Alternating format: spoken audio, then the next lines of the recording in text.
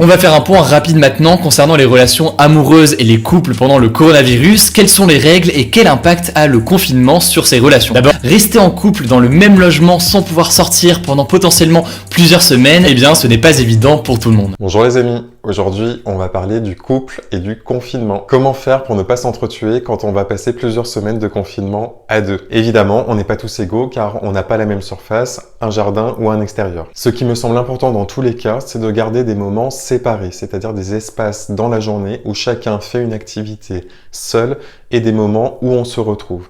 Par exemple, si vous êtes dans un appartement où il y a seulement un salon et une chambre, chacun va passer un moment dans le salon ou dans la chambre séparés et se retrouver par exemple au moment des repas et pour passer la soirée ensemble. On peut également se retrouver au salon pour faire de l'activité physique par exemple. Garder des moments où on partage une activité comme la préparation du repas est important. L'activité idéale pour moi en ce moment, c'est la lecture. La lecture vous permet d'enrichir votre esprit, d'augmenter votre concentration et en plus, vous pouvez partager avec votre conjoint ce que vous êtes en train de lire. Petit clin d'œil à Mathieu qui est en train de lire Guerre et paix. Les réactions des couples vont être très différentes selon les individus. En effet, il y a des couples qui sont basés sur la relation qui se ressemble, s'assemble et des couples qui sont basés sur la relation les contraires s'attirent. Généralement, si le couple est basé sur qui se ressemble, s'assemble et que chacun des deux membres du couple est plutôt sur l'intériorité, il n'y aura aucun problème. Chacun va être centré dans ses activités,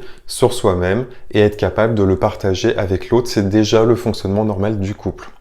Par contre, si les deux individus sont très basés sur l'extériorité, la stimulation extérieure et la recherche de nouveautés, là, ça va poser des problèmes parce que les deux vont être en manque. Même chose si le couple est basé sur les contraires s'attirent, que l'un est sur l'intériorité et a l'habitude de passer des moments seuls avec de la lecture ou de la méditation par exemple, alors que l'autre est basé vraiment sur l'extériorité, la recherche d'objets stimulants, comme par exemple des relations sociales. Si l'un des deux est en sevrage, il va chercher à demander à l'autre une stimulation pour compenser ce sevrage, parce qu'il ne supportera pas le confinement. Et c'est là que les conflits vont commencer à se générer. Il est important que chacun des deux membres du couple soit responsable de son propre bien-être. Il faut donc que les personnes qui ont eu l'habitude de se divertir par l'extériorité, par des sorties, par des rencontres avec des amis, apprennent qu'il est possible de s'épanouir autrement en enrichissant son esprit. Si le couple est